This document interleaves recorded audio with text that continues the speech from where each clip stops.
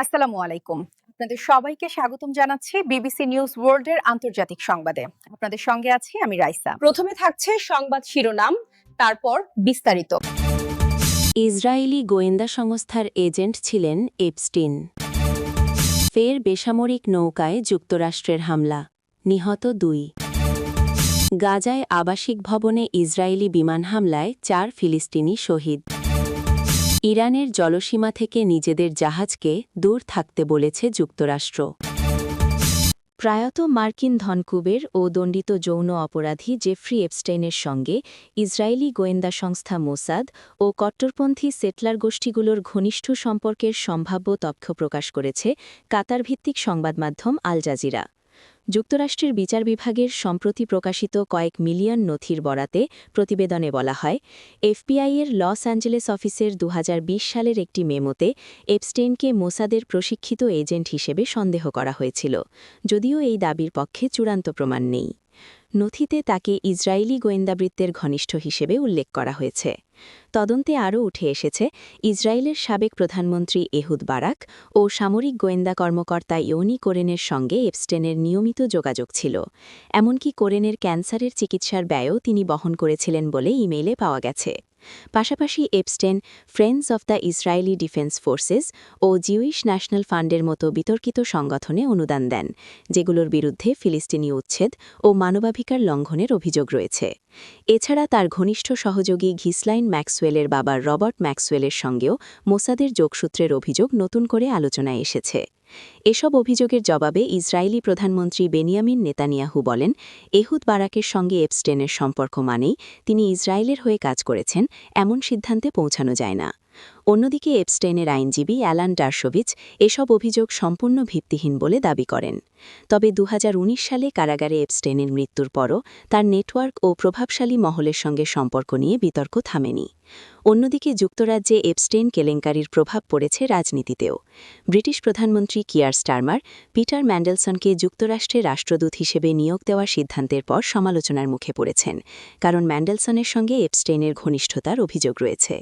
Scottish labour নেতা আনাস সারওয়ার সহ দলের একাংশ প্রকাশ্যে স্টারমারের পদত্যাগ দাবি করলেও তিনি তার প্রত্যাখ্যান করে বলেন, তিনি দেশকে অস্থিতিশীলতার দিকে ঠেলে দিতে চান না। স্টারমার তার দলীয় সংসদ সদস্যদের বৈঠকে জানান, তার সরকার দায়িত্ব পালন অব্যাহত রাখবে এবং নাইজেল ফারাজের রিফর্ম পার্টির মতো পপুলিস্ট শক্তির উত্থান ঠেকানোই তাদের মূল লক্ষ্য।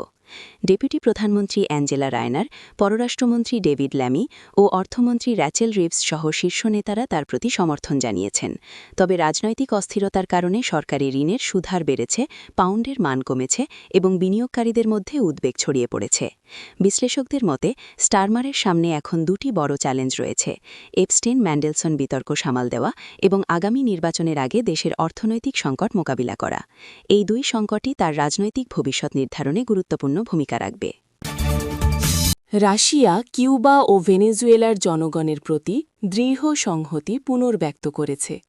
রুশ পররাষ্ট্রমন্ত্রী সের্গেই লাভরভ বলেন, এই দুই দেশের মানুষই নিজেদের ভবিষ্যৎ নির্ধারণের একমাত্র অধিকারী এবং বাইরের কোনো শক্তির হস্তক্ষেপ গ্রহণযোগ্য নয়। রাশিয়ার কূটনৈতিক দিবস উপলক্ষে প্রকাশিত ভিডিও বার্তায় তিনি একতরফা নিষেধাজ্ঞা, চাপ প্রয়োগ ও সামরিক হস্তক্ষেপের মতো নব্য উপনিবেশবাদী আচরণের বিরুদ্ধে রাশিয়ার অবস্থানের কথা তুলে ধরেন। লাভরভ জানান, প্রেসিডেন্ট ভ্লাদিমির পুতিনের উদ্যোগে ইউরেশীয় অঞ্চলে সমান ও অবিভাজ্য নিরাপত্তা কাঠামো গড়ে তোলার লক্ষ্য নিয়ে মস্কো কাজ করছে। এ লক্ষ্যে বেলারুশের সঙ্গেই নিরাপত্তা গ্যারান্টি চুক্তি এবং ইরান ও উত্তর কোরিয়ার সঙ্গে কৌশলগত অংশীদারিত্ব জোরদার করা হয়েছে।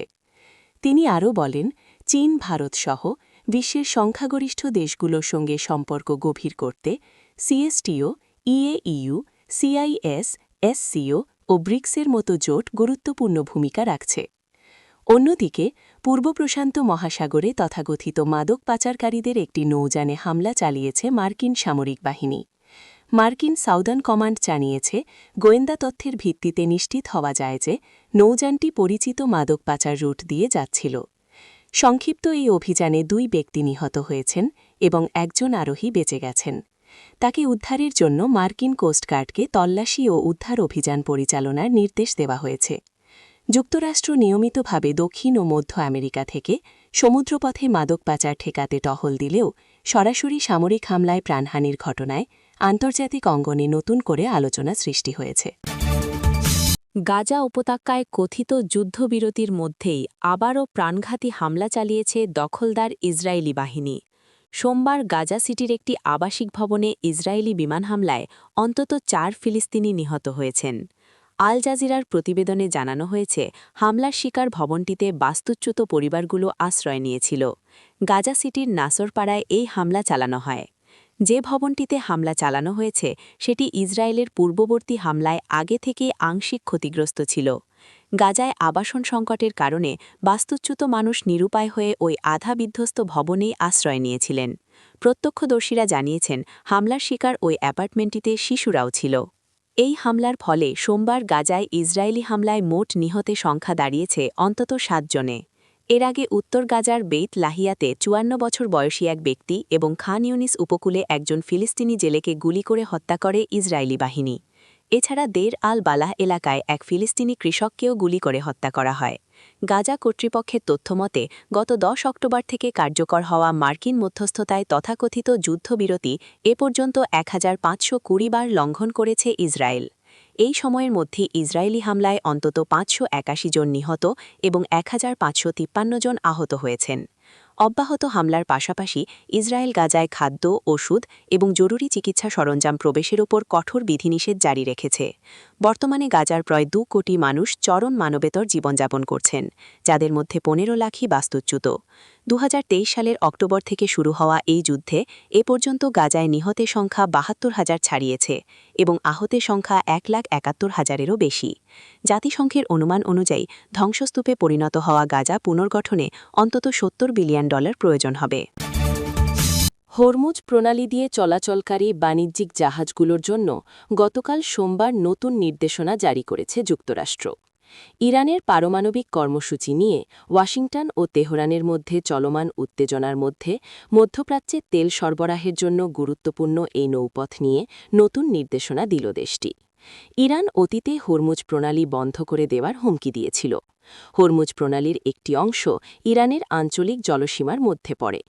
এছাড়া ইরান বিভিন্ন সময় ওই পথে চলাচলকারী বাণিজ্যিক জাহাজ ও তেলবাহী ট্যাঙ্কার আটক করেছে। তাদের অভিযোগ ছিল এসব জাহাজ চোরাচালানে জড়িত। যুক্তরাষ্ট্রের পরিবহন মন্ত্রণালয়ের অধীন মেরিটাইম অ্যাডমিনিস্ট্রেশন গতকাল তাদের নির্দেশনায় মার্কিন পতাকাবাহী বাণিজ্যিক জাহাজগুলোকে যতটা সম্ভব ইরানের আঞ্চলিক জলসীমা থেকে দূরে থাকতে বলেছে। নির্দেশনায় আরও বলা হয়, ইরানি বাহিনী যদি জাহাজে ওঠার অনুমতি চায় তবে তা মৌখিকভাবে প্রত্যাখ্যান করতে হবে। মেরিটাইম অ্যাডমিনিস্ট্রেশন তাদের ওয়েবসাইটে এ নির্দেশনা পোস্ট করেছে। সেখানে বলা হয়েছে, এ জলপথ দিয়ে চলাচলকারী যুক্তরাষ্ট্রের পতাকাবাহী বাণিজ্যিক জাহাজগুলোকে নৌ চলাচলে নিরাপত্তা বিঘ্নিত না করে যতটা সম্ভব ইরানের আঞ্চলিক জলসীমা থেকে দূরে থাকতে পরামর্শ দেওয়া হচ্ছে। ইরানি বাহিনী যদি জাহাজে ওঠে তবে তাদের বিরুদ্ধে প্রতিরোধ করা ক্রুদের উচিত হবে না বলেও বলা হয়েছে।